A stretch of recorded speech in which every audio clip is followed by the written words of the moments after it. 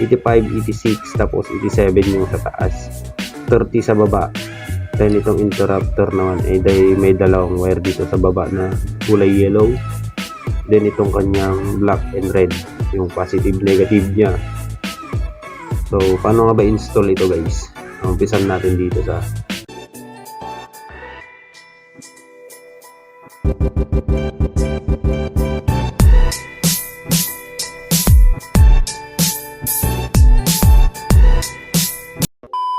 guys, for today's video ay pag-uusapan natin yung rapid. So paano nga ba mag-install ng rapid backfire sa ating motor? So yung demo natin ngayon is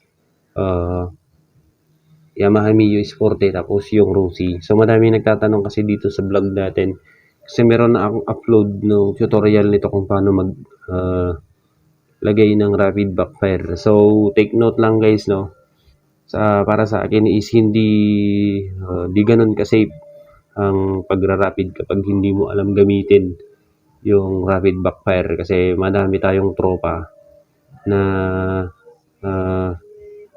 nasabugan nung December o nung New Year dahil sa rapid backfire, sa maling paggamit nila sa rapid backfire. So bibigyan ko lang din kayo ng tips kung paano gamitin siya, then para hindi kayo masabugan.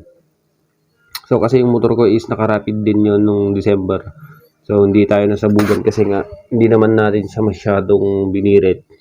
So bibigyan ko kayo ng tips kung paano ko yung ginawa ko kaya hindi sumabog yung ating motor. Then tuturo ko din sa inyo kung paano magkabit ng rapid backfire sa Rossi.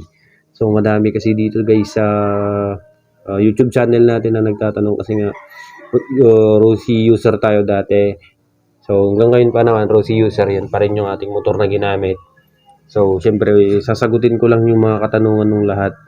Then i-explain ko din kung ano yung magandang gawin kapag naka-rapid kayo, no? So papakita ko din sa inyo guys kung paano i-install yan.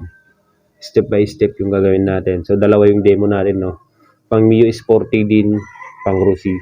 So umpisahan na natin. Then mamaya ko na guys, yung negative side ng pagkakabit ng rapid backfire. So umpisahan na natin. So dito muna tayo sa may relay guys. Ito yan, interrupter relay. So sample lang ito, no? Interrupter relay yan, tsaka ito yung horn relay.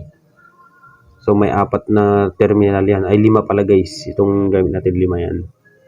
Meron tong number na 85, 86 guys. Focus natin. 85, 86, tapos 87 yung sa taas. 30 sa baba. Then itong interrupter naman ay may dalawang wire dito sa baba na kulay yellow. Then itong kanyang black and red, yung positive negative niya. So paano nga ba install ito guys? Umpisan natin dito sa dalawang wire na to. Itong dalawang yellow na to guys, ilagay nyo lang dyan sa may yan, 85 tsaka 86. Kahit magkabaliktad tong dalawang yellow na to. So ilagay natin sa baba para malinaw. Yan guys. Itong dalawang to, kahit magkabaliktad dyan dito sa 85, 86. Yan, okay lang yan. Tapos yung 87. Tapos, itong 30 guys, yan. Nasa baba, 30 yung number niyan. Yan, 30 yung nasa baba. Hindi mag-focus. Yan, 30 itong nasa baba. Ito guys, 30 yan. I-connect nyo dito sa may block ng interrupter. Yan, interrupter relay, black. Ito yung magiging ground guys ng ating rapid. So bukod nyo muna to. Then yung 87 guys, ay ito yung manggagaling sa ating magneto dun sa may pulsar ng motor natin. So ano nga ba yung kulay ng pulsar ng motor? So papakita ko sa inyo mamaya dun sa Rossi at saka dito sa Mio. Then itong kulay red guys, ito yung gagawin yung ignition switch. Pwede yung dalawang klase guys, kasi yung pagkakabit ng rapid, pwedeng sa baterya kayo mag-connect or dun sa nakadirekta sa susian. Then lalagyan nyo na lang ng switch. So pwede yung ganon. So para sa akin battery na lang kasi mas madali. Kasi pag doon tayo nagkabit, babaklas pa tayo. Pero okay naman din yun. So ito yun guys, itong red ng interrupter relay. Ito yung gagawin nyo sa may pwede sa battery ito. Lagyan nyo lang ng switch. Positive ng battery guys, gamitin nyo. Ito. Sa may positive ng battery, tapos yung switch. Kabilaan sila para gumana yung inyong switch. So dito kayo kumuha sa may positive. Pwede rin sa ground, pwede rin kayong kumuha dyan ng switch. Ito. Putulin nyo lang yung wire na ito. Tsaka doon nyo idugtong yung switch. So meron tayong sample na nakakabit dito sa Mio. So sample lang to guys, hindi ko alam kung rarapidin ko to kasi yung pipe nito is ano lang naman, tsaka matic. Medyo delikado kasi ang matic kapag pinag-rapid. May sample tayo dito guys. Ayan nakakabit siya. Ito. Dito yung wire niya isa. Itong wire na to nakakonekta na to dun sa may pulser guys. So ang pulser ng Mio is 40 is white blue. Nasa ibaba, medyo malalim. Yun. Yung pulser niya nasa ibaba. Yun. Yun yung ano ng Mio. Tapos ito yung ground. Yung 30, ito na yun. Then ito yung switch. Ito yung kulay red ng interrupter relay guys. Yan. Nakakonekta sa switch. Positive ng battery ito. Positive ng interrupter relay. So sample. Yan, gumagana. So, yan yung demo natin dyan, guys. Then, pagdating sa RUSI naman is ito yon. Ito yun, guys. So, ipakita ko sa inyo kung anong kulay yung nagkukonekta dun sa RUSI. Ipakita ko sa inyo.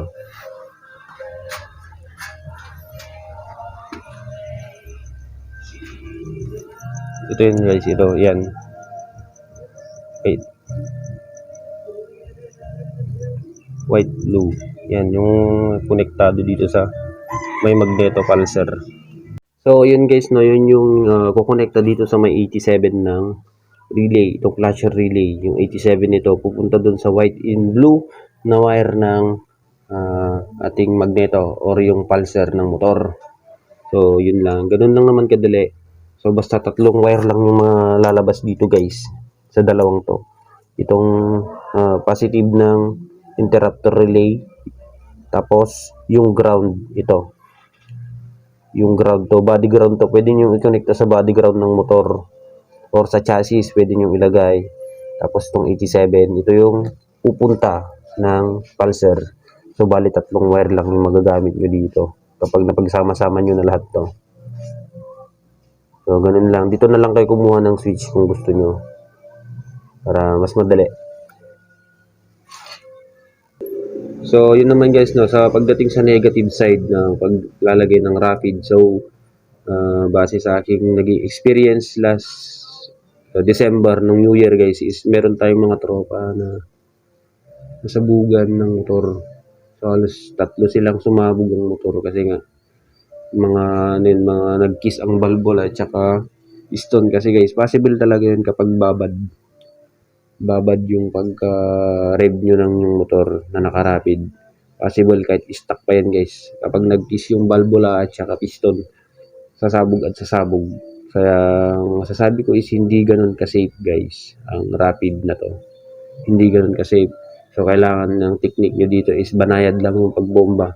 Huwag nyo ibabad sa pinaka-high RPM. Kumbaga, magra-rapid kayo is mga around 10k RPM, pwede na yon or mas mababa pa doon. Then wag niyo ibabad kasi nga yun yung possible talaga na pagsabog ng inyong motor kahit may karga pa yan. So depende na lang sa mga FI kasi pagdating sa FI guys is malalim na yon, malalim na explanation sa FI. Maraming mga pang motor show na nakarapid sa mga nakaset na yon, so hindi na natin alam yung mga set nila. Kaya kung stuck lang naman yung motor mo tapos magra-rapid ka is yun na lang yung tips ko guys. Huwag nyong masyadong babadan kasi 3 yung tropa ko na sumabog ang motor. Mga all stock yung mga yun guys. Ng December, so makikita nyo sa vlog natin, 3 sila. 3 yung ginawa natin dito sa bahay. So sana is hindi mangyari sa mga motor nyo yun. Kaya so kung ayaw nyo mangyari pala guys sa motor nyo yun is banayad lang yung pag-rev nyo. Huwag nyong ibabad sa pinakamataas kasi may limit yung mga motor natin guys. Sasabog at sasabog kapag nag-kiss yung valvula. So, yun lang. Sana nakatulong yung video natin about sa rapid na to. So, magkakabit siguro tayo guys. Hindi ko alam kung iyon o ito ang gagamitin natin. So, depende na lang kung sino yung maunang mag-pipe. Kasi may naka-ready na to eh. So, pwede rin naman natin ilipat yan doon sa Rusi. So, ayan. Sana nakatulong guys yung video na to sa inyo.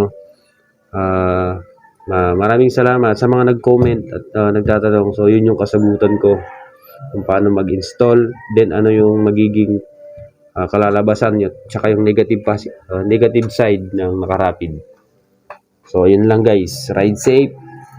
So, ingat na lang sa mga magra-rapid sa bagong taon. So, yun lang. Peace out.